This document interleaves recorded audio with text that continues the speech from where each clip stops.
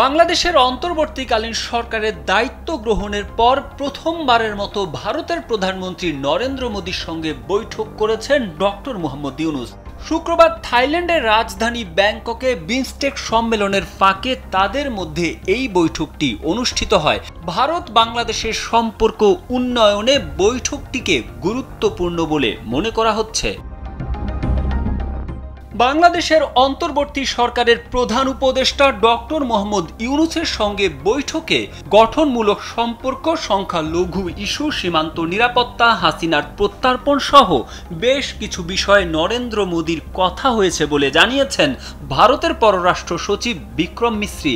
মোদি ইউনূস বৈঠক শেষে সাংবাদিকদের সঙ্গে কথা বলেন ভারতের পররাষ্ট্র সচিব। এ সময় বৈঠকের বিস্তারিত তুলে ধরেন তিনি। বিক্রম মিশ্রি বলেন, প্রধানমন্ত্রী মোদী অন্তর্ভুক্তিমূলক, প্রগতিশীল, শান্তিপূর্ণ, স্থিতিশীল এবং গণতান্ত্রিক বাংলাদেশের প্রতি তার সমর্থন পুনর্ব্যক্ত করেছেন। তিনি প্রফেসর ইউনূসকে বাংলাদেশের সঙ্গে ভারতের ইতিবাচক ও গঠনমূলক সম্পর্ক তৈরির আকাঙ্ক্ষার কথা জানান। এছাড়া দুই দেশের সম্পর্কের প্রভাব ফেলে এমন কথাবার্তা এড়িয়ে চলার অনুরোধ জানান প্রধানমন্ত্রী মোদী।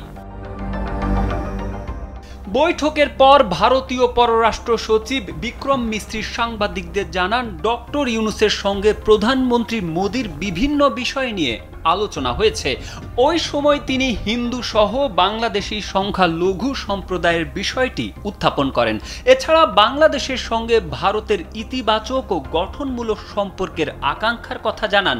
এসবের পাশাপাশি সাবেক স্বৈরাচার প্রধানমন্ত্রী শেখ হাসিনার প্রত্যর্পণ নিয়েও আলোচনা হয়েছে বলে নিশ্চিত করেছেন পররাষ্ট্র সচিব।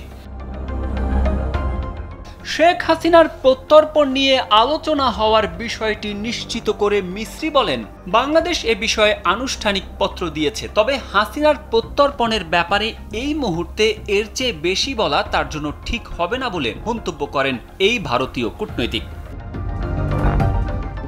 নরেন্দ্র মোদী বিমস্টেকের সভাপতিত্ব গ্রহণের জন্য বাংলাদেশকে অভিনন্দন জানান এবং ফোরামের নেতৃত্বে আঞ্চলিক সহযোগিতা আরও এগিয়ে নেওয়ার জন্য আশাবাদ ব্যক্ত করেন।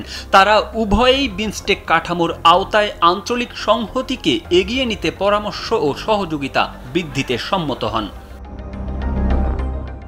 তারেক আহমেদ, কালবেলা।